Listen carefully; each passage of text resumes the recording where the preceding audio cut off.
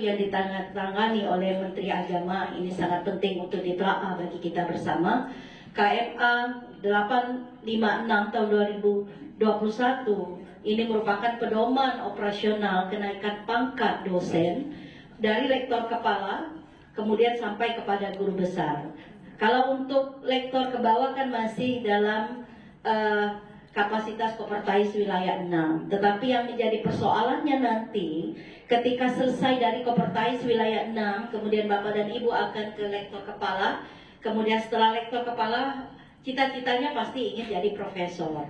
Ya semuanya, sehingga akan pecah telurlah Kopertais wilayah 6 untuk menghasilkan beberapa profesor di bawah Kopertais wilayah 6. Dan pedoman ini juga harus dimiliki oleh semua perguruan tinggi di download.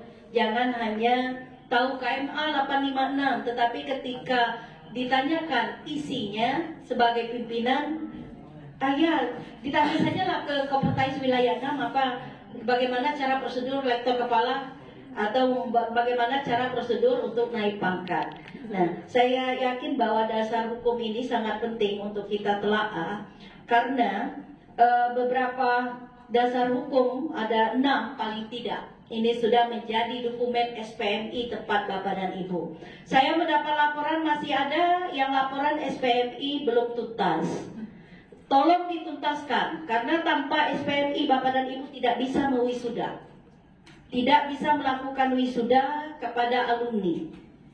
Itu salah satu dari imbas jika SPMI belum bisa kita selesaikan. Jadi semuanya memang harus bergerak dan termasuk tim IT di tempat kampus Bapak dan Ibu, kemudian tim penjamin mutu di tempat Bapak dan Ibu juga harus bekerja secara reguler. 6.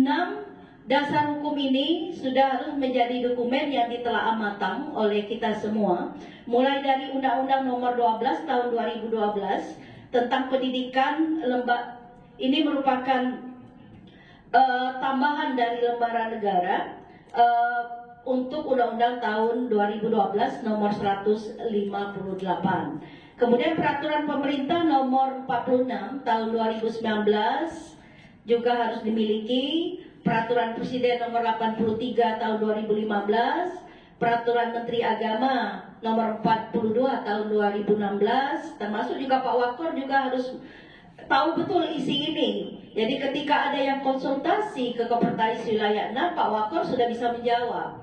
Jadi tidak hanya sekor atau staf yang ada di dalamnya. Dan peraturan Menteri Agama nomor 7 tahun 2021 tentang penilaian dan penetapan angka kredit jabatan fungsional dosen dari lektor kepala ke profesor. Ya kebetulan saya adalah salah satu tim PAK di UIN Imam Bonjol Padang dan sekarang sudah dalam tahap seleksi untuk tim PAK di Dikti.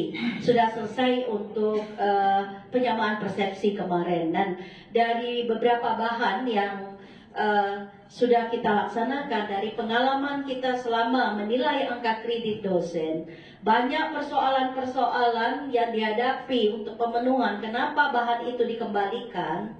Ini juga harus hati-hati juga ini tim PAK yang ada di 23 perguruan tinggi juga harus hati-hati karena dengan perkembangan teknologi pada saat ini ternyata banyak hal yang dimodifikasi.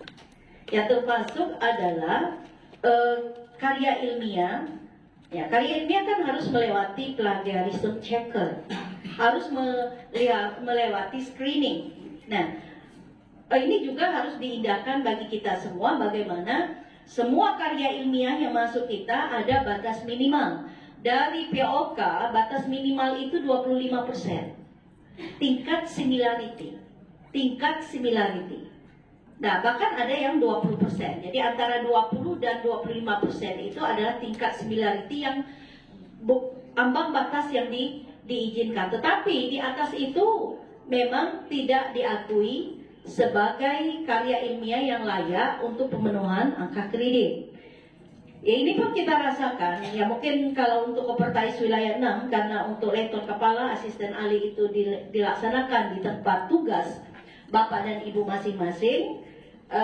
untuk tingkat keketatannya pun masih menimbang-nimbang. Dia kawan saya, dia teman saya, kasihan. Nah, masih banyak kasihan-kasihan. Tapi paling tidak ketika ini sudah sampai kepada lektor kepala, ya dari lektor ke lektor kepala itu sangat ketat dalam sisi kualitas, dalam sisi tingkat similarity. Dan yang keenam, peraturan yang harus betul-betul kita telaah secara bersama adalah KMA, Keputusan Menteri Agama, yang pada hari ini merupakan dasar. Dan alhamdulillah dari data terakhir sebanyak 78 profesor sudah dihasilkan lewat KMA ini. Artinya peluang bagi Bapak dan Ibu yang memiliki kemampuan, yang memiliki skills di bidang keagamaan ini sangat besar untuk menerobos mencapai jabatan fungsional tertinggi, yaitu lektor, kepala, dan guru besar. Dengan adanya KMA nomor 856 tahun 2021. Kalau selama ini ketika zaman saya 2018, artinya 2020 ke bawah itu, ini dua rumah. Harus selesai dulu di Kementerian Agama, selesai di Kementerian Agama dirapatkan, dinilai dan segala macam, baru masuk ke Dikti. Di Dikti nanti akan dinilai oleh tim besar dan tim kecil namanya. Nah, yang membuat dia bolak-balik itu di tim kecil, karena tim kecil dia memang detail untuk melihat segi kualitas, kesesuaian dengan bidang ilmu, tingkat similarity, dan yang lain-lain berhubungan dengan, apalagi kalau guru besar tidak boleh, ya paling yang dibolehkan 10% dari hasil disertasi kita sebagai syarat khusus untuk jurnal yang disubmitkan untuk pemenuhan guru besar. Ini juga harus hati-hati nanti, tapi harus menerbitkan penelitian maupun artikel yang sesuai dengan disertasi, tapi tidak boleh datanya persis itu. Nah, ini juga harus menjadi pertimbangan bagi Bu Yosi yang sudah doktor, Pak Firdaus yang sudah doktor, Bu Neni, Pak Yamardotila ya, karena saya ya, Bu Wil Sarti, Pak Dr. Bukhari, dan yang lain-lain yang sudah doktor, ada Gus Mirawati dan yang lain-lain ini juga harus memikirkan nanti untuk jabatan selanjutnya tetap harus konsisten, ya harus konsisten menerbitkan, ya termasuk Bapak dan Ibu yang sekarang sedang Zoom juga. Jadi publikasi yang dihasilkan jangan terlalu keluar dari disertasi maupun bidang keilmuannya. Jadi untuk memudahkan dan melancarkan dari proses ini nanti, ya sehingga Bapak dan Ibu bisa dengan mudah mendapatkan peningkatan jenjang karir. Dan mengapa PTKI, ya urgensi pengembangan karir dosen perguruan tinggi keagamaan Islam ini sangat penting, ya karena pada hari ini kualitas perguruan tinggi juga salah satu indikator penentu adalah kualitas sumber daya manusia, kualitas tenaga pendidik, kualitas dosen yang mengabdi di bawah perguruan tinggi tersebut.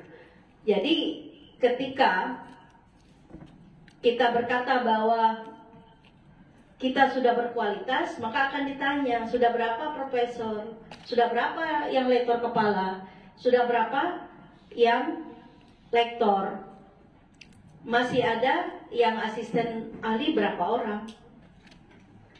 Ya, termasuk nanti ini berimbas kepada percepatan daripada Bapak dan Ibu juga memberikan semangat dan motivasi kepada para tenaga pendidik, kepada para dosen untuk melanjutkan ke S3. Ya, karena ini juga sangat penting kita lakukan, sehingga ke depan karir dosen dalam hal ini ibarat tubuh manusia. Ya, kalau saya bisa bercermin dari pengalaman saya 2005 saya diangkat menjadi pegawai negeri sipil. Pada saat itu belum PNS, baru calon CADOS, yaitu Pak Bukhari. Saya masih ingat, yang selalu mengingatkan saya 2007 ketika saya kuliah di Malaysia, laporan perkembangan studi. Gimana Bu Prof? 2007 saya kuliah, kemudian sebelum kuliah di 2006 saya PNS, 2007 sebelum berangkat saya naik pangkat, alhamdulillah lektor. Nah, saya berangkat dan di sepanjang itu saya masih menghasilkan beberapa karya ilmiah, sehingga pulang dari S3 pada tahun 2011 saya mencoba kembali menghimpun bahan-bahan saya, dan alhamdulillah dari lektor langsung ke 4A, dari lektor 3C langsung ke 4A, dan untuk administrasi dia bertahap sekali 2 tahun. Sehingga setelah 4A di tahun 2015, kemudian saya berpikir, tentu saya tidak puas sampai ke lektor kepala. Dan di tahun 2016 sudah mulai mengumpulkan lagi bahan. 2017 saya majukan. Dan alhamdulillah di awal 2018 masuk bahan itu di rapat Senan. Dan di bulan Juli tahun 2018 masuk ke Kementerian Agama, sebulan diproses di sana, langsung masuk ke Dikti. Di September bahan disidangkan, Oktober alhamdulillah keluar guru besar. Artinya peta jalan yang seperti itu juga harus kita pikirkan. Kenapa ada yang cepat, kenapa ada yang lambat. Nah, untuk pemenuhan ini, maka Bapak dan Ibu harus memiliki perencanaan, apalagi yang baru pres doktornya.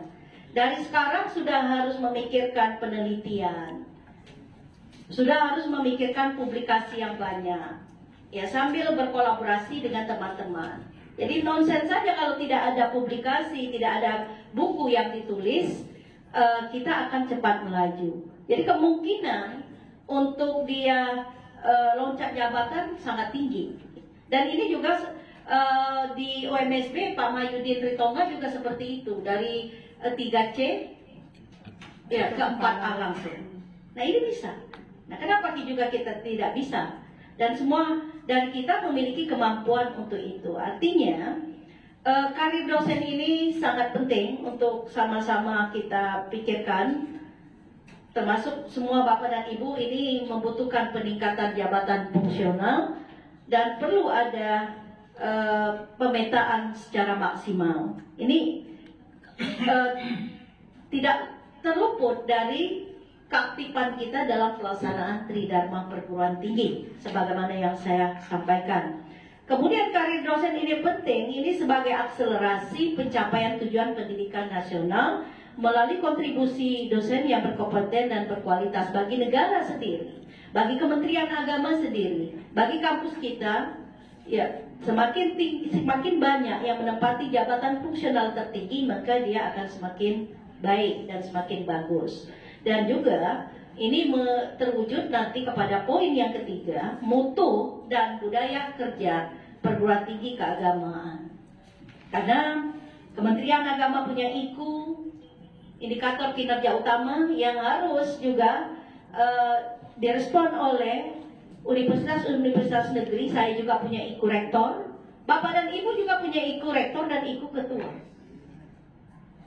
Dan saya kira ini sudah dirumuskan setiap tahun, sehingga mengontrol mutu perguruan tinggi di tempat Bapak dan Ibu akan sangat mudah jika memiliki indikator kinerja utama, jika memiliki lembar kertas kerja kontrak dengan, ya kalau Bapak dan Ibu di swasta tentu dengan yayasan. Yayasan maunya apa? Perguruan tinggi ini akan dibawa kemana? Dan yang menjalankan adalah Bapak dan Ibu untuk mencapai indikator ya kerja utama ini. Kemudian memiliki networking dan connection, betul pasti. Tadi dengan saya ceritakan pada saat pembukaan bahwa penelitian itu sebaiknya tidak individu, tetapi penelitian hendaknya berkolaborasi. Silakan berkolaborasi di perguruan tinggi sendiri atau berkolaborasi dengan sesama yang ada. Mau penelitian itu dilaksanakan untuk mendapatkan hibah atau penelitian itu dilakukan secara mandiri. Kalau mandiri kan lebih mudah dan lebih murah, ya Bu Wil. Jadi Bu Wil tidak pusing-pusing.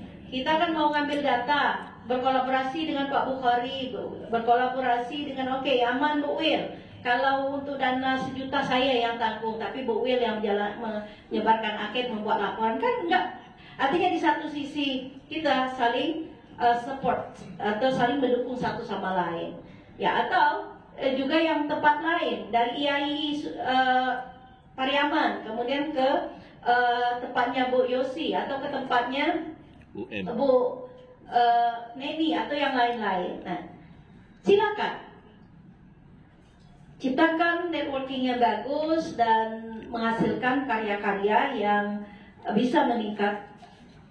Kalau begitu, saya yakin bahwa 5 tahun ke depan penambahan lektor kepala dan guru besar ini akan signifikan. Ya. Seiring dengan hari ini juga di UIN Imam Bonjol Padang kita juga melaksanakan akselerasi guru besar. Dan alhamdulillah kemarin sebelum akselerasi sudah 6 yang saya kukuhkan, 3 ketika Pak Firdaus, Pak Saprudin Lurus, kemudian Pak Ahmad Sabri di tahun 2021 akhir. Kemudian kemarin juga di tahun 2022 kita sudah mengukuhkan 3 lagi, ada Nelma Warni, ada Salma, ada Taufikur Rahman. Dan sekarang saya juga sudah mengirimkan 20 calon guru besar untuk dididik dan sekarang sedang mengikuti diklat penulisan karya ilmiah, sudah pulang dari Jogja, namun setelah pulang mereka secara intens kemarin juga sudah datang instrukturnya ke UIN untuk melihat tagihannya dan memiliki kontrak dengan saya. Jika tidak bisa menerbitkan dalam 1 tahun ini, saya targetkan 30 yang disekolahkan, tinggal 10 lagi yang akan dikirim sebentar lagi. Berarti 30. Maka 50% dari dosen yang saya kirim ini harus terbit di jurnal internasional. Jika tidak bisa memenuhi dalam setahun ini, berarti Bapak harus mengembalikan lagi uang sekolah yang telah diberikan oleh UIN Imam Bonjol Padang. Itu melalui kontrak. Nah, ini saya menunggu-nunggu ini karena baru jalan 2 bulan. Berarti 10 bulan lagi tersisa. Nah, kalau selama 10 bulan ini sebanyak 15 orang, 15 artikel tidak bisa ditambah dari sistem percepatan ini, maka juga saya harus menagih dengan pihak rekanan. Nah, mungkin ini juga kalau beberapa hal yang bisa, terutama bagi perguruan tinggi yang pendanaan keuangannya sudah mapan. Silakan disarankan ke yayasan bahwa salah satu kegiatan adalah akselerasi yang bisa dilakukan, akselerasi lektor kepala, akselerasi guru besar untuk penambahan yang signifikan. Ya. Kenapa tidak itu kita lakukan? Ya silakan, banyak tempat kawan-kawan kita yang bisa kita kirim, bisa ke Yogyakarta. Di Yogyakarta ada JIS, bisa di Kudus, bisa di Salatiga, bisa di Semarang, bisa di sekarang apalagi Bandung. Bandung sedang memiliki sekolah guru besar. Nah, silakan, ini beberapa hal yang perlu kita cermati secara bersama. Dan jumlah guru besar yang existing di PT KAI sekarang ada 621, ditambah dengan kemarin 78. Sekarang sudah mencapai angka 621 guru besar. Pensiun 33 termasuk kita,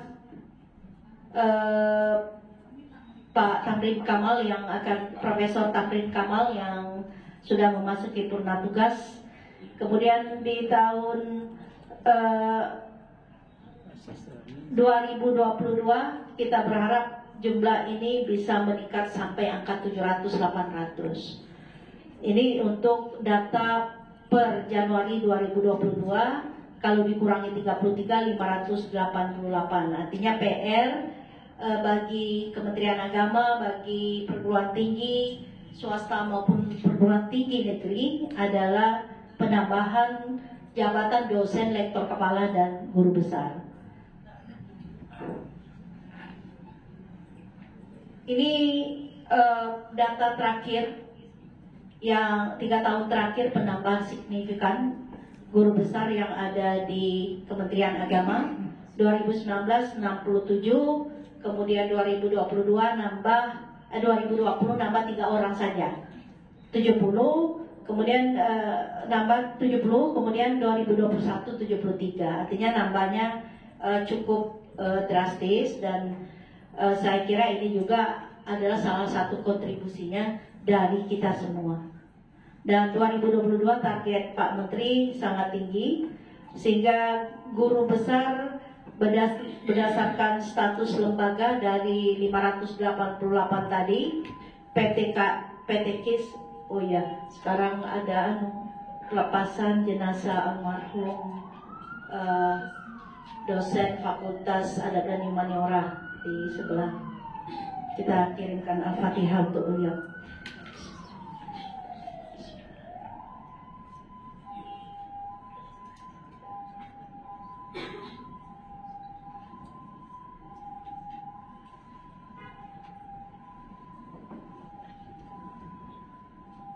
Baik, Bapak dan Ibu, kita lanjut.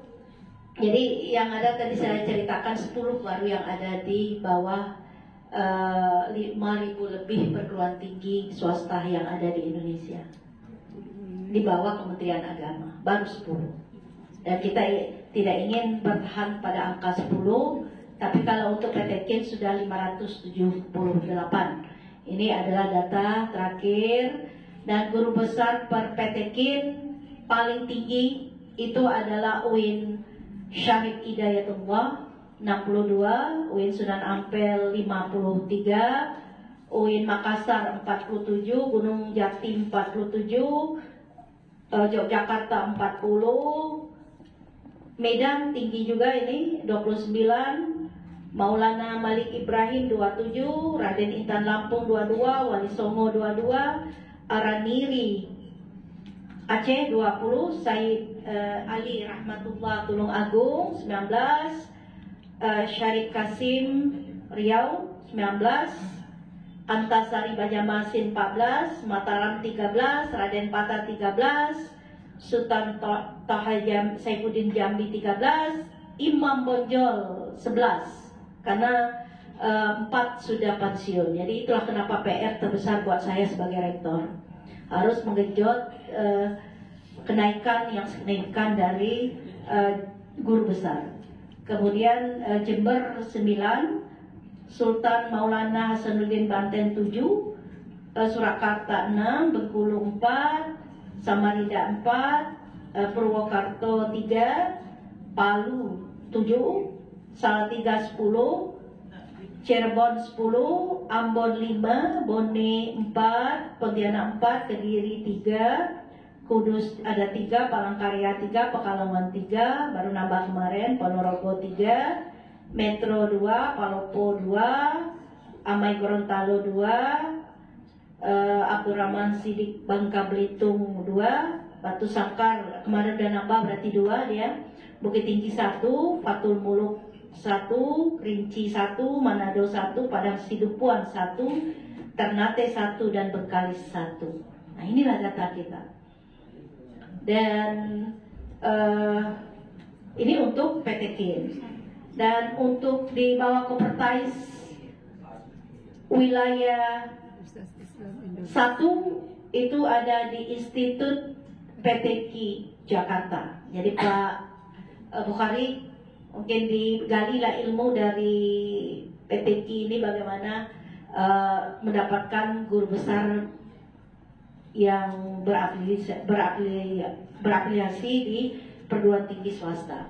Kemudian Kopertais wilayah 3 ada 2, Universitas Islam Indonesia UII, Universitas Muhammadiyah Yogyakarta ada 3 berarti. Kemudian di bawah wilayah Kopertais wilayah 4 ada 4, Fakultas Agama Islam Universitas Islam Malang 1, FAI Universitas Muhammadiyah Malang 2, Institut Agama Islam Ibrahimi Situbondo 1, dan wilayah 10 ada di FAI Universitas Wahid Hasim Semarang ada 2. Nah, ini data kita yang 10 itu. Belum ada dari Kopertais wilayah 6. PR kita bersama. Bagaimana memecahkan data ini sehingga kita di 2 tahun ini akan muncul guru besar keagamaan di Kopertais wilayah 6. Tapi sebelumnya tentu harus lektor kepala dulu. Kalau dari lektor langsung guru besar susah. 4 jurnal Scopusnya dan harus memiliki H indeks 0,50. Tinggi. Kalau untuk ilmu humaniora, ilmu sosial 0,50 itu baru beberapa yang bisa menembus. Saya ada yang 1 lebih untuk tapi itu dari kuartil 1 dan terbitnya di Taylor and Francis. Dari yang sekarang 23 karya saya yang sudah di Scopus, dan insya Allah yang sudah terbit itu sudah ada 3 lagi, dan saya target di tahun ini paling tidak 28 data ya paling tidak 26-28 lah. Sekarang 23 yang sudah terima agak 5 berarti bisa terpenuhi insya Allah. Nah ini juga harus bermimpi juga Bapak dan Ibu.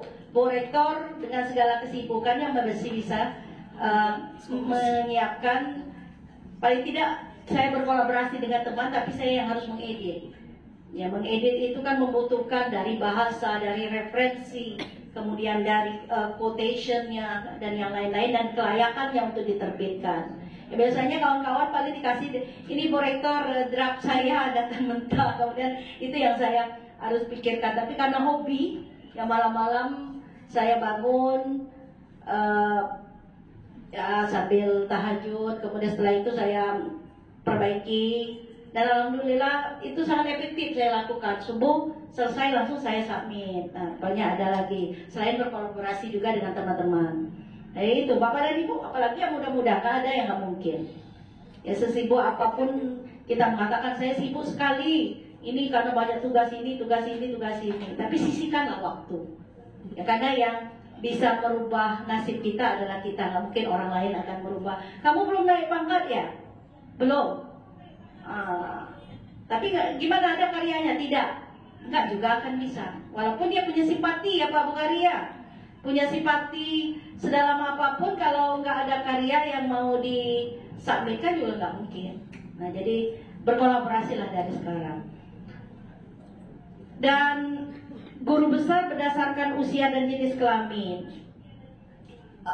rata-rata sudah sepuh, sudah usia di atas 60 yang paling banyak. Bayangkan, artinya kalau sudah sepuh di atas 60 ya sudah hampir pensiun juga. Yang muda paling 40 sampai 44 7 orang. Dulu saya ketika guru besar masih pada 40 sampai 44, tapi sekarang sudah masuk ke yang kedua 45 sampai 49, tapi masih kecil juga 48 orang. Kemudian 50 sampai 54 itu 131. Nah artinya kalau kita lihat dari data ini ya sudah di atas 60 itu kan berarti sudah sepuh. Memang kalau sepuh di satu sisi sangat kita harapkan kedalaman ilmu, tapi di satu sisi pasti sudah mendekati pensiun, dan kalau pensiun otomatis guru besarnya, karena itu kan jabatan fungsional, bukan jabatan akademik. Kalau jabatan akademik doktor tetap dipakai sampai nanti, tapi kalau sudah pensiun, kalau fungsional ya tidak lagi sebenarnya. Tapi karena kita sudah biasa memanggilnya prof, tetap juga prof walaupun dia sudah pensiun. Nah ini kebiasaan saja sebenarnya, ya. Tapi kalau secara legal formal, kalau sudah pensiun tidak lagi prof, kecuali dia beliaunya diangkat lagi menjadi guru besar luar biasa atau dengan kontrak, dengan perjanjian kerja, ya baru bisa masih dilanjutkan selama dia masih aktif. Nah ini juga harus menjadi pertimbangan. Dan ibu-ibu, ternyata dari 588 ini hanya 77 perempuan. Padahal penduduk Indonesia yang paling banyak itu perempuan. Ini pertanda apa? Terlalu banyak masakan. Nah, ini juga harus berubah mindset seperti itu ya. Termasuk yang sedang berada di sana. Karena data ini kan tidak bisa ditipu. Ini kan angka secara statistik yang bisa kita lihat ya Pak ya. 77 guru besar perempuan. Nah, ini Bapak Ibu-ibu juga harus berpikir ini. Jangan sampai 77 aja sampai nanti. Nah, dari sini juga banyak perempuan-perempuan hebat. 511 adalah bapak-bapak. Nah, artinya sangat jauh rentangnya itu. 1 berbanding berapa itu? 1 berbanding 5 ya. Jadi satu orang perempuan sama dengan 5 orang, ya 415 orang itu. Ya 4 ini kan 588. Ya 1 berbanding 5. Ya. Nah, padahal kalau dilihat komposisi penduduk Indonesia, perempuan 70%, 68, sekian persen. Nah, ini juga harus berpikir juga ibu-ibunya ini. Saya mengkompori aja, biar ibu-ibunya semangat Pak Bukhari. Setelah ini untuk ngurus bahan naik pangkat. Dan di perguruan tinggi keagamaan, untuk berdasarkan rumpun ilmu, alhamdulillah 70% itu adalah rumpun ilmu agama, dan 30% termasuk saya di rumpun ilmu umum. Ya, yang ada yang matematika, fisika, bahasa Inggris, dan ilmu-ilmu umum yang lain. Tetapi 70% sudah rumpun ilmu keagamaan. Ya, silakan ini sebagai data untuk sama-sama nanti baik yang secara daring maupun luring untuk menjadi pemicu, menjadi penyemangat bagi Bapak dan Ibu. Kalau begitu bagaimana skema pengembangan karir dosen di perguruan tinggi keagamaan Islam? Ya, tadi kalau untuk perguruan tinggi swasta, Bapak dan Ibu adalah pegawai, artinya berafiliasi di bawah perguruan tinggi swasta. Ada yang negeri ada, tapi diperbantukan namanya. Diperbantukan ke swasta. Nah, ketika pada awal Bapak dan Ibu diangkat oleh Bapak dan Ibu pimpinan, ya terutama yang dosen yang sedang ikut sekarang, itu berarti masih nol jalannya. Ya, tahap dari perkembangan jabatan karir Bapak dan Ibu adalah dianggap baru. Kalau di perusahaan itu magang, ya kemudian percobaan 6 bulan, ya saya tidak tahu bagaimana sistem ini, kan tergantung dengan kampus masing-masing. Ada yang langsung dijadikan dosen tetap, ada yang harus honor dulu, itu biasa kan? Ada yang harus mengabdi dulu bawah tangan. Setelah itu baru diangkat menjadi dosen tetap oleh yayasan. Nah, kalau sudah mendapatkan SK yayasan sebagai dosen tetap, maka harus berpikir 1 tahun setelah diangkat itu mengurus naik pangkat sebagai asisten ahli. Jangan tidur. Kebanyakan dari para dosen kita sudah selesai dapat SK dari yayasan menjadi dosen tetap, ya diam saja, jalan di tempat. Setahun sudah berhak untuk mengajukan usulan asisten ahli. Nah, setelah itu setahun 2 tahun atau 3 tahun yang paling lama, jangan lama-lama. Ini masa untuk saya tanya sudah asisten ahli belum? Udah berapa lama mengajar? 5 tahun. Kan berarti pemikiran untuk peningkatan jabatan fungsional perlu diingatkan kembali oleh Bapak dan Ibu. Mungkin karena lupa, ya, karena saking asiknya menggeluti amanah yang diberikan. Kemudian setelah itu baru kita ke lektor. Nah, ketika sudah berada pada posisi lektor, Bapak dan Ibu harus memikirkan apa saja pemenuhan. Kan ada berdasarkan POK tahun 2019 angka kredit lektor yang harus dipenuhi, apakah lektor 200, lektor 300 sampai kepada lektor kepala 400, 500, 5,5, ya, sampai kepada lektor kepala 600, atau guru besar 850. Nah, ini, dan masing-masing kita memiliki pangkat, ya, pangkat itu mulai dari 3B, 3A kalau dia belum ya. Kalau sudah asisten ahli berarti sudah 3B. 3B sampai kepada 4E. Dan doakan juga, saya sekarang sedang selesai penghitungan untuk 4E, ya, sehingga selesailah untuk urusan naik pangkat, tinggal pemenuhan kewajiban sebagai profesor.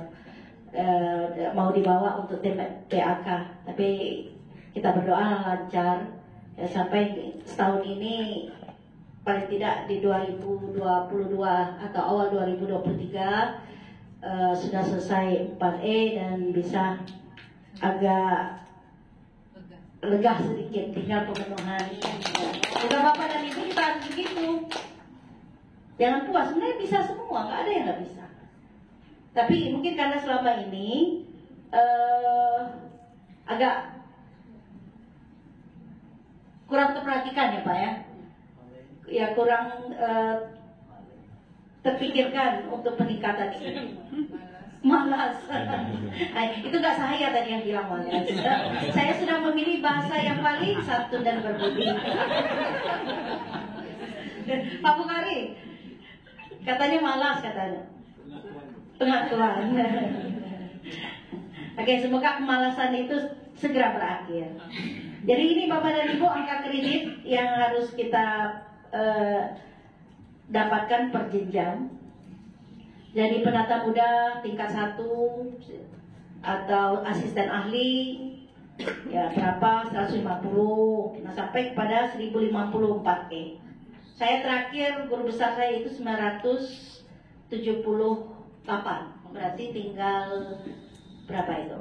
60 lebih lagi mau diambil. Dan kemarin itu saya sudah kasihkan 50 lebih karya ilmiah, sampai yang menjadi reviewer saya minta waktu tambahan 2 minggu karena sudah gak sanggup lagi Bu, katanya 50 lebih, padahal udah saya pilih yang mana yang Scopus dan Sinta 2 saja, karena saya kan cuma memenuhi dari 4D ke 4E. Nah, itu ya Bapak dan Ibu sebagai gambaran penilaian jumlah angka kredit yang harus Bapak dan Ibu pikirkan. Ada yang sudah lektor kepala di sini? Sedang proses insya Allah. Ya, minta-minta lektor kepala langsung 550. Naik bertahap ke 4B. Oke, dan sampai nanti dulu saya dari 4B ini langsung ke sini. Dikit lagi yang mau ke 4E. Nah, itu Bapak dan Ibu kenaikan, ini contohnya bagaimana kenaikan jabatan setingkat lebih tinggi dari asisten ahli dengan KUM 150 menuju lektor kepala. Lektor itu ada 2, lektor 200 atau lektor 300. Yang paling baik itu adalah dari asisten ahli 150 langsung diakui lektor 300, sehingga cuman administrasi sekali 2 tahun dipenuhi saja. Nanti ada jenjang rentangnya.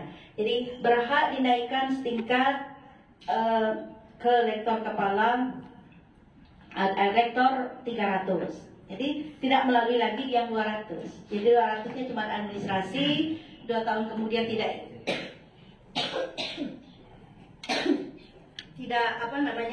menghitung angka kredit, langsung ke 300. Nah begitu juga dari lektor 200 atau 300 bisa juga naiknya drastis. Bisa tergantung kepada karya ilmiah, kemudian penelitian dan pengabdian Bapak dan Ibu. Memungkinkan dari 300 naiknya ke 700. Seperti Pak Mahyudin itu, dari lektor 300 dia langsung loncatnya ke lektor kepala 700. Jadi ada tiga yang dia pangkas. Lektor Pak Waka gimana naik pangkatnya? Selektor. Pak Wakor juga harus cepat naik pangkat. Nah kalau nggak seperti ini nggak bisa mengingatkan Pak Wakor ya. Mumpung. Jadi dari lektor kepala 300, 400, 550, 700, berarti ada 3 level yang terlewat. Jadi jangan dipikirkan cuman saya besok kalau naik pangkat 300, 400 dulu. Ya, cukupi saja. Kalau memang sudah cukup bahannya sampai ke 700, kenapa tidak? Ya, supaya tinggal administrasi saja yang kita kirimkan. Nah, begitu juga dari asisten ahli 150 loncat jabatan namanya. Bisa loncat ke 450, 400, 550 sampai 700 lektor kepala. Bisa kalau ingin jabatan 2 tingkat lebih tinggi. Jadi memungkinkan.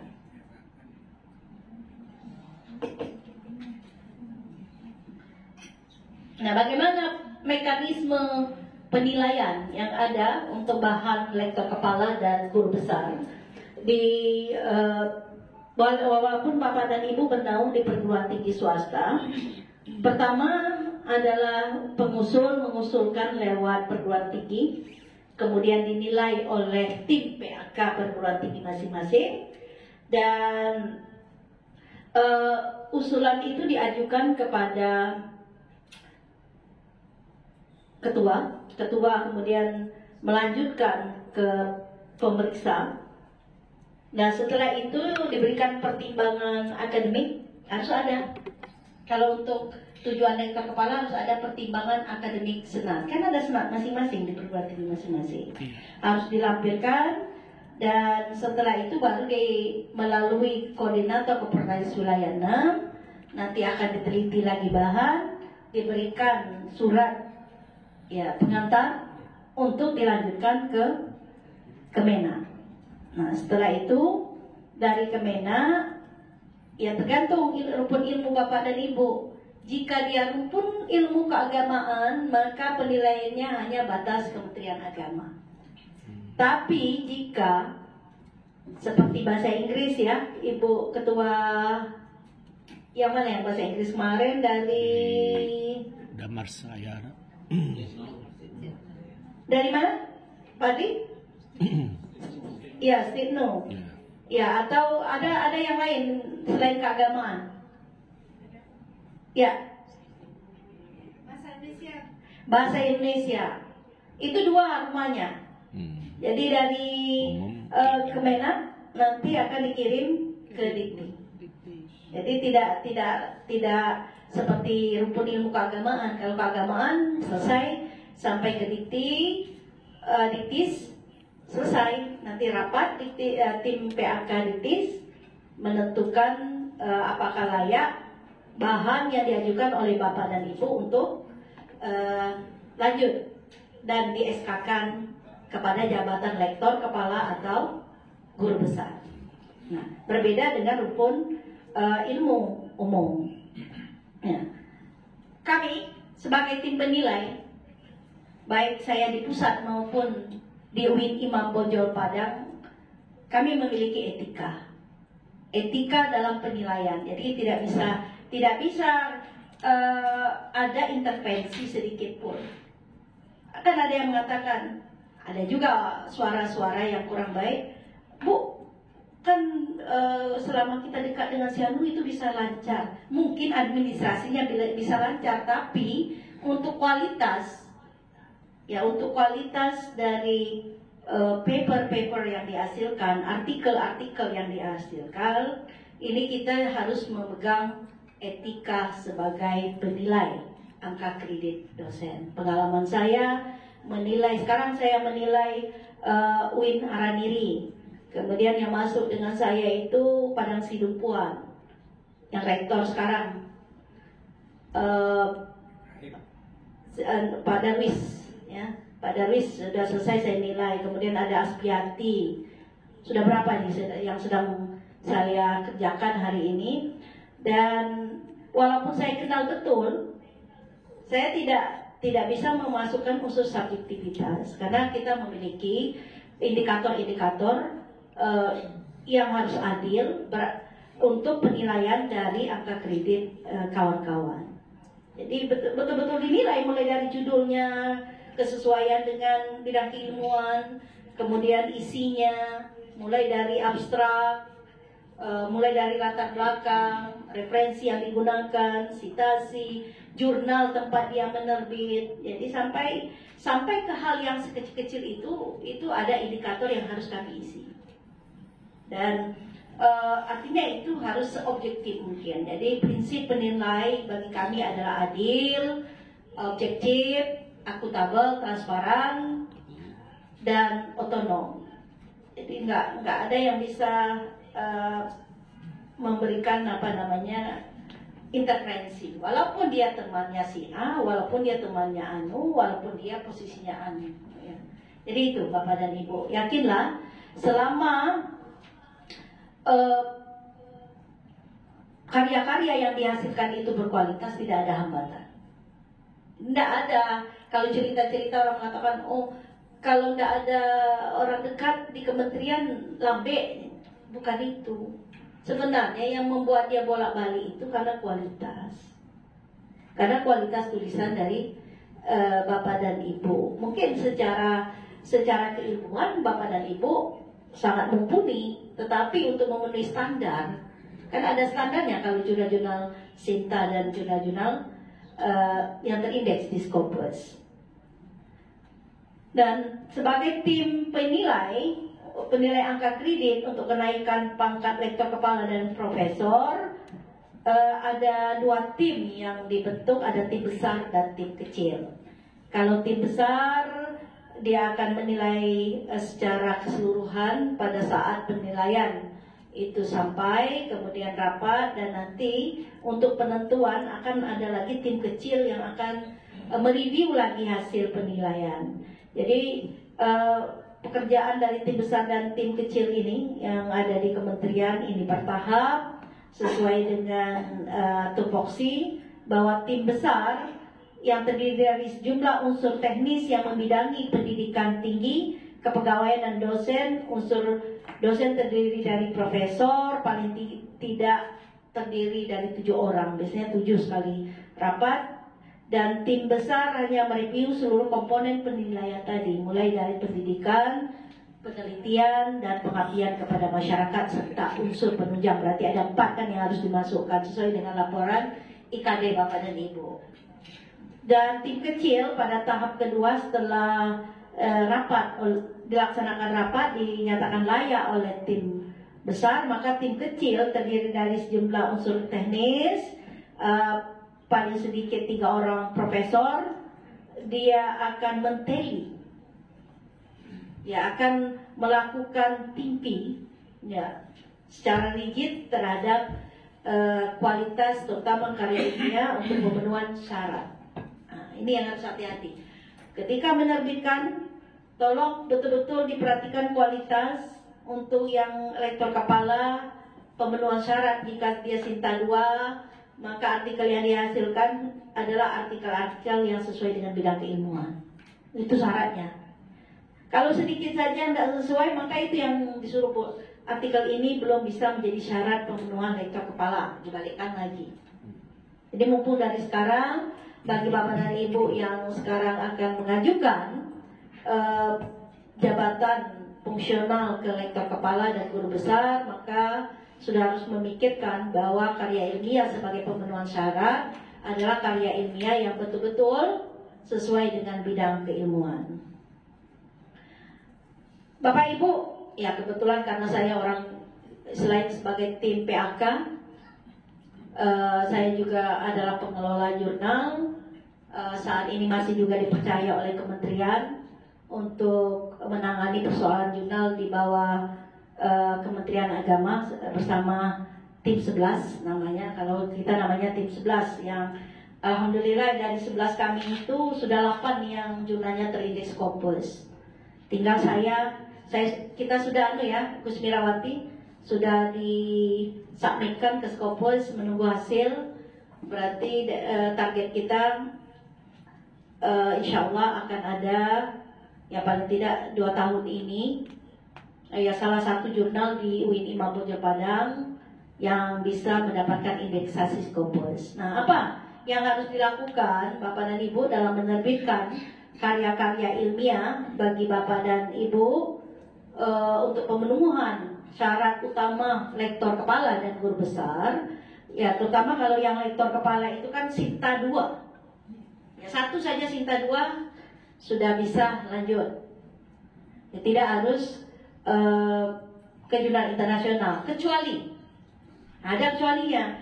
Jika Bapak dan Ibu belum doktor, jika belum doktor, maka harus ada satu artikel yang diterbitkan di jurnal internasional. Boleh naik jabatan fungsional dari lektor ke lektor kepala, tetapi syaratnya bagi yang belum doktor harus satu artikel.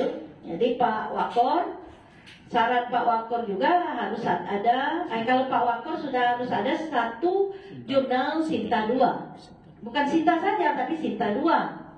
Jadi kalaupun Anda hari ini katanya kemarin ada menang MA segala macam, itu belum berlaku. Masih diberlakukan yang POK 2019. Masih harus Bapak dan Ibu menulis di jurnal Sinta 2 dan jurnal internasional bagi yang belum lektor, yang belum doktor. Terutama kalau yang untuk guru besar pasti harus satu. Ya, jika dia sudah 4B dan syaratnya minimal sudah mengabdi 10 tahun. Kalau kurang 10 tahun ditambah satu lagi, jadi 2. Kalau dia dari 4A berarti ada 4. Nah, lebih baik nanti mengajukannya kalau memang belum cukup di 4B ke profesor, supaya cuma hanya satu persyaratan. Hati-hati dalam menerbitkan, terutama untuk jurnal nasional, bahwa artikel ini betul-betul harus dicari jurnal yang terindeks di data Moraref dan Sinta. Ya, ini kalau untuk keagamaan ya Moraref. Moraref, Ministry of Religious Affairs. Reference. Ya, Ministry of Religious Affairs References. Jadi terbitkanlah artikel-artikel Bapak dan Ibu, ya terutama untuk yang keagamaan, bukan yang umum ya saya bercerita, tetapi yang keagamaan ini lihat dan telusuri ada enggak jurnal ini terindeks di Sinta dan Moraref. Ya.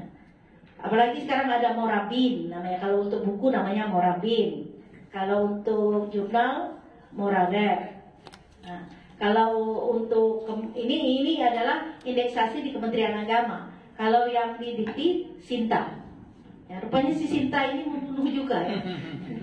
Biasanya kan sekarang ini ya harta tata wanita, ternyata Sinta juga membunuh juga untuk naik pangkat. Harus terindeks di Sinta. Nah, silakan mau naik pangkatnya ke lektor kepala atau ke guru besar. Nah, kalau yang lektor bagaimana, Bu? Yang lektor masih bisa kita yang terbit di jurnal belum terakreditasi, tetapi juga ya terutama yang untuk asisten ahli ya. Kalau sudah lektor harus ada yang Sinta 1 sampai 6, agak 1. Penulis pertama harus ada 1. Kemudian Bapak dan Ibu, untuk lektor kepala dan guru besar itu harus ada yang corresponding authors. Apa itu corresponding authors? Bapak dan Ibu yang menjadi korespondensi, jangan di agian jurang.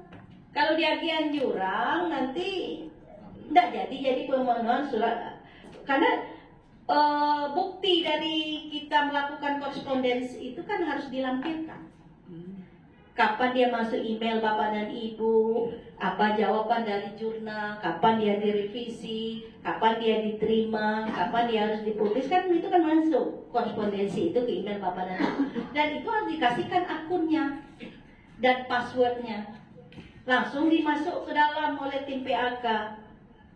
Jadi tidak ada persyaratan guru besar dititip Pak Firdaus, kan udah ada kan si jurnal Sinta kemarin 2. Bantu dong, ini artikel saya, Bapak aja. Jadi saya buka aja lah daripada nanti terlanjur. Minimal ada 1 ya yang koresponden. Kalau yang lain boleh Bapak dan Ibu sebagai penulis co-author.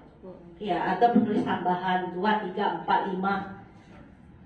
Apakah boleh saya penulis ke-7 jadikan artikel saya sebagai penulis? Boleh, nggak ada masalah. Ya, tetapi yang untuk pemenuhan syarat utama harus ada korespondensinya. Nah ini. Nah, apa saja yang menjadi kriteria jurnal nasional kalau begitu? Lihat nanti bagi yang belum, kalau yang sudah pengalaman nggak apa-apa, kalau yang sudah pengelola jurnal pasti memiliki pengalaman yang banyak mengenai pengelolaan. Belajarlah sama Gus Mirawati, belajar sama Rizky, belajar sama Bu Yosi yang sudah piawai mengelola jurnal atau jurnal-jurnal Bapak dan Ibu yang lain yang pengelola. Nah, karya ilmiah ditulis dengan memenuhi kaidah ilmiah dan etika akademik. Ada etikanya. Semua jurnal memiliki namanya ethics. Ya, ethics. Nah, ethics inilah yang mengontrol kualitas. Kemudian memiliki ISSN. Jangan menerbitkan jurnal yang belum punya ISN, ESN boleh, elektronik. Kemudian atau dengan printed ISN. Kemudian memiliki terbitan versi online. Walaupun dulu di offline kita terbitkan, pada saat naik pangkat harus kita online kan. Silakan lewat repository kampus atau minta penerbit jurnal menerbitkan edisi lama. Bahkan bagi penerbit, sebenarnya bagi pengelola jurnal harus diterbitkan semua edisi lama itu. Karena sitasi, peningkatan sitasi itu kadang-kadang yang paling banyak disitasi orang itu yang diisi lama. Saya sekarang taklim itu sudah hampir 2000 ya sitasinya. Dan yang paling tinggi itu memang banyak yang di edisi lama yang disitasi orang. Itu juga selain membantu kawan-kawan naik pangkat, juga ingatkan pengelola jurnal, semua pengelola jurnal harus mengonline-kan. Karena ini adalah salah satu kewajiban ketika kawan-kawan harus naik pangkat. Atau minimal minta ke IT-nya atau perpustakaannya untuk membuat repository kampus. Dan semua yang masih offline, buku. Kan buku ini kan tidak semuanya elektronik kan. Itu harus di-online-kan di repository. Dan kriteria jurnal nasional yang lain adalah bertujuan menampung, mengkomunikasikan hasil penelitian dan konsep ilmu dalam disiplin ilmu tertentu. Jangan menerbitkan artikel Bapak dan Ibu di jurnal Bunga Rampai. Masuk saja gado-gado di sini. Hati-hati. Saking ingin banyak tulisan, tapi tulisan Bapak dan Ibu terbitnya di jurnal Bunga Rampai. Apa contohnya Bunga Rampai? Fisika masuk. Ada dulu yang sudah dicabut jurnalnya IJIK, International Journal IJIK ini yang dia punya orang India. Dan mulanya jurnal ini biasa saja, menerbitkan standar 30, akhirnya karena sudah terindeks Scopus, dia menjadi 100, bahkan sampai setahun itu bisa 2000 artikel, bayangkan. Dan satu orang bisa 14 juta. Nah, gitu. Begitu kehati-hatian ditutup bagi Bapak dan Ibu. Jangan menerbitkan di artikel-artikel di Bapak dan Ibu di jurnal-jurnal yang seperti itu. Nah, termasuk juga jurnal nasional juga seperti itu. Lihat, jangan sampai yang Bunga Rampai. Bunga Rampai berbagai bidang ilmu. Tetapi kalau ada jurnal yang juga menerbitkan hasil conference, juga harus hati-hati. Ya, karena untuk pemenuhan syarat utama juga tidak bisa. Untuk penambahan kok bisa. Kan ada yang special edition. Jadi satu edisi itu hasil dari sebuah conference. Jadi hati-hati, itu tidak bisa memenuhi atau mencukupi dari persyaratan utama. Hanya bisa sebagai persyaratan tambahan. Jadi itu. Kemudian diterbitkan oleh penerbit badan ilmiah, organisasi, profesi atau keilmuan atau perguruan tinggi. Hati-hati. Sekarang banyak yang beredar, karena saya adalah asesor untuk jurnal, akreditasi jurnal ilmiah dari 2017 sampai sekarang belum juga mau dipensiunkan, masih dipakai juga walaupun sudah, bahkan kemarin habis pleno. Nah, di pleno itu disampaikan ada beberapa organisasi non profesi yang sudah meninangkan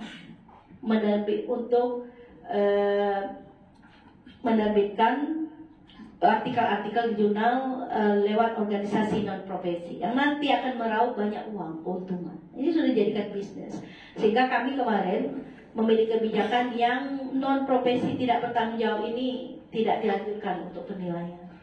Ya, daripada ya diberikan dulu, minta konfirmasi dulu. Ya, daripada nanti banyak yang menjadi korban. Nah, ini juga harus hati-hati. Dan bahasa yang digunakan bahasa Indonesia dan atau bahasa asing dengan abstrak bahasa Indonesia atau dan bahasa Inggris. Jadi minimal bahasa Inggris itu adalah pada abstrak. Boleh bahasa Indonesia, tapi abstraknya harus ada yang versi bahasa Inggris dengan tujuan supaya bisa disitasi. Membuat karya ilmiah dari penulis yang berasal paling sedikit 2 institusi yang berbeda. Nah, jadi kalau ada satu jurnal menerbitkan semuanya dari kampus sendiri, berarti sama dengan dia yang membuatnya, dia yang menerbitkan, dia yang mengedit, nah, semuanya untuk dia. Terus untuk orang nggak ada lagi. Padahal yang paling bagus adalah 60%, ini juga bagi pengelola jurnal, 60% itu berasal dari luar institusi, 40% dari lingkungan kampus, bukan 100%. Mempunyai dewan redaksi editor yang terdiri dari para ahli dalam bidang berasal dari paling sedikit 2 institusi yang berbeda. Ada pengalaman kemarin jurnal ketika kami nilai, jurnalnya adalah penulisnya adalah artis namanya Inul. Kapan Inul kuliah kita nggak tahu kan. Nah ini saking anunya. Nah ini sekarang sudah banyak yang kita lihat ya, namanya manusia tentu berusaha bagaimana supaya mendapatkan funding setinggi-tingginya ya, keuntungan. Dan bagi artikel yang diterbitkan di jurnal yang tidak terakreditasi, nilai angka kreditnya 10 maksimal. Tergantung juga nanti. Kalau di dalam karya ilmiah itu ada 4 orang, maka 60% haknya penulis pertama. Kemudian yang lain, kalau dia 6, 5 nanti, yang 40% bagi 5. Bagaimana kalau begini kondisinya? Ada juga pertanyaannya. Kalau sebuah artikel diterbitkan di jurnal terakreditasi, angkanya 25%. Penulis pertama, kemudian ada juga koresponden. Penulis kedua koresponden atau penulis ketujuh koresponden. Bagaimana haknya? Haknya adalah 40 untuk penulis pertama, 40 untuk penulis koresponden, 20 untuk penulis ya di luar itu. Jika ada 6 berarti 40 sudah diambil oleh 2 orang. 20 lagi adalah 4 dibagi 20. Itulah. Ini juga harus dipelajari juga oleh tim penilai angka kredit di perguruan tinggi masing-masing. Bahwa 20 nanti itulah yang akan dibagi ke 4 tadi. Berarti ada 0,5 lagi sisanya. Ini itu kalkulasi-kalkulasi yang harus dipikirkan. Nah, bagaimana dengan jurnal nasional terakreditasi? Terakreditasi itu kan di Sinta 1 sampai 6. Nilainya juga berbeda. Nilai Sinta 6, 5 dan 4 15. 3 20. Kalau Sinta 2 25. Sinta 1 tergantung. Dia sudah terindeks di Scopus kuartil 1-2 berarti nilainya 40. 1-2-3 40. Kalau 4 dan non kuartil 30. Jadi ada penilaian-penilaian yang juga harus dipelajari. Kalau saya agak hafal dengan angka-angka itu karena hampir tiap hari itu aja dikasih. Jadi itu Bapak dan Ibu, dan jurnal internasional tadi sudah saya gambarkan bahwa tidak hanya Scopus saja. Yang dikatakan internasional bukan hanya Scopus, tetapi juga jurnal yang terindeks di Web of Science, WOS. Kemudian jurnal nasional bereputasi sedang jika dia terindeks di DOAJ, di Copernicus, di SC, ya, SC ya, itu yang nilainya pada rentang 30 bersama yang kuartil. Tapi orang kadang-kadang kuartil 4 ini sudah jadikan 40, nanti di atas diturunkan lagi. Tapi kalau 3 sampai 1 ditambah dengan dia memiliki H index tinggi, itu sudah layak mendapatkan nilai 40. Dan ini beberapa kriteria, ya saya sudah beberapa kali ketika workshop tentang penulisan karya ilmiah, kemudian berhubungan dengan jurnal, menyampaikan bahwa jurnal internasional berkualitas apabila karya ilmiah diterbitkan, ditulis memenuhi kaidah dan etika akademik, betul seperti tadi, tetap memiliki EESN, ditulis menggunakan bahasa PBB. Jadi ada kasus dia jurnal internasional sudah Q2, tetapi ternyata jurnal ini ketika penulis mensubmitkan dalam bahasa Indonesia, dia terbitkan, mau naik pangkat ke profesor nggak bisa, karena syaratnya adalah minimal bahasa yang digunakan adalah bahasa PBB. Bahasa PBB apa saja? Ada Arab, Inggris, Prancis, Rusia, Spanyol, ya Tiongkok. Dan memiliki terbitan versi online harus ada. Dan minimal dilihat kepakaran, kemudian jumlah pengurus jurnal itu 4 negara minimal. Kalau kurang 4 negara, dia bukan internasional namanya. Internasionalan. Ya. Minimal 4 negara. Kemudian artikel yang diterbitkan paling tidak ya dalam satu edisi itu 2 negara. Paling tidak. Seperti Al-Taklim itu Malaysia, kadang-kadang ada dari Eropa, ada dari Afrika, macam-macam, pasti akan ada setiap edisi 2 atau 3 negara yang masuk. Dan itu sudah menjadi kebijakan kita bahwa yang boleh di dalam dari 9 artikel itu cuma 2, minimal 2 juga dari luar negeri, dan sisanya boleh dari seluruh Indonesia. Itu konsisten. Saya walaupun tidak jadi rektor pun tetap konsisten dengan itu. Ketika ada yang memaksa saya untuk menerbitkan, ya kalau memang belum saatnya, tunggu edisi selanjutnya dulu. Jadi kita memang harus tega hati juga di satu sisi jika ingin kualitas. Dan alamat jurnal dapat ditelusuri daring. Nah ini yang kadang-kadang persoalan ketika OJS jurnal dibuka, nggak bisa dibuka, gagal.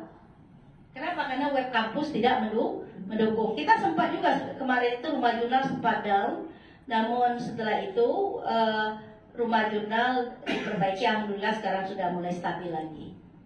Nah ini juga Bapak dan Ibu yang pengelola jurnal di kampus juga harus diingatkan kembali oleh para pimpinan, mumpung ada pimpinan. Ya. Dan editor board dari jurnal dapat ditelusuri daring dan tidak ada perbedaan antara editor yang tercantum di edisi cetak dengan yang di daring. Nah, yang banyak nakal selama ini adalah dia nama editornya ada, tapi nggak pernah bekerja. Hanya untuk pentingnya ada ID Scopusnya, pajang, tapi nggak pernah disuruh untuk bekerja. Padahal nanti ketika pengajuan akreditasi ataupun mau diindeks ke Scopus itu akan masuk ke dalam, dinilai. Nah juga hati-hati, mulailah lakukan pemberian kerja yang benar. Jangan dia ketuanya, dia yang mengedit sendiri, dia yang menulis sendiri, dia yang menerbitkan sendiri, ya serba sendiri nggak enak. Hidup ini kan enaknya kalau bersama-sama dan berdua ya Pak Lestari. Nah ini juga harus kita ingatkan juga. Dan proses review dilakukan dengan baik dan benar, harus ada trackingnya, track reviewnya. Jadi kalau nggak ada catatan berarti artikel itu nggak, bahkan diminta nanti ketika kalau untuk ke guru besar, diminta mana trackingnya dari artikel yang belum diperbaiki, kemudian yang disarankan, kemudian mana yang sudah di tracking, yang sudah dimerah-merahi itu namanya tracking. Dan jumlah artikel di setiap penerbitan adalah wajar tanpa artinya tidak terlalu menjolok ya, seperti saya ceritakan tadi, JIK atau jurnal JIS namanya kemarin itu JLS yang dicabut indeksingnya itu karena nakal. Ya pertama 50 tapi akhirnya sudah 500-an, 600 dan karena banyak yang sedang menanti untuk persyaratan guru besar bersedia membayar 15 juta, 12 juta, 10 juta, habislah uang kita. Saya menerbitkan di kuartil 1 saja gratisan itu. Kalau yang betul-betul, tapi ya memang harus kualitasnya yang ditampilkan. Nggak ada bayar spesial pun. Itu sama Pak Rimiswal tentang hedonisme. Nggak ada bayar. Paling membayar menterjemah, disuruh ada tim penerjemah di Aceh, kemudian dibayar entah 500 entah 600 ribu, itu aja yang membayar. Tapi kalau sudah berjuta-juta itu ya dilihat dulu, kan rugi.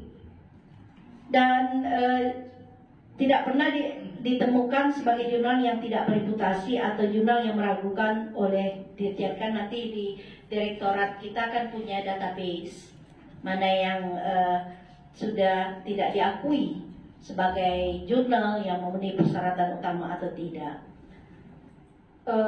Ini pembagian nilai karya ilmiah tadi sudah saya ceritakan. Penulis korespondens, penulis pertama ini juga memiliki komposisi. Saya kira itu Bapak dan Ibu sebagai bahan sedikit untuk penambah, mengingatkan kembali kepada kita semua, mengingatkan kembali kepada seluruh sivitas akademika di tempat Bapak dan Ibu mengabdi, sehingga ada percepatan-percepatan yang dilakukan oleh Bapak dan Ibu sebagai pimpinan untuk penambahan jumlah lektor kepala dan guru besar. Dan saya yakin Bapak dan Ibu mampu itu, termasuk sumber daya yang ada di dalam juga memiliki kualitas penelitian yang bagus, yang layak untuk pemenuhan persyaratan utama, baik itu lektor kepala maupun guru besar ataupun pangkat yang masih lektor maupun asisten ahli. Semoga bermanfaat. Saya kembalikan ke Bu Novi. Terima kasih. Assalamualaikum warahmatullahi wabarakatuh.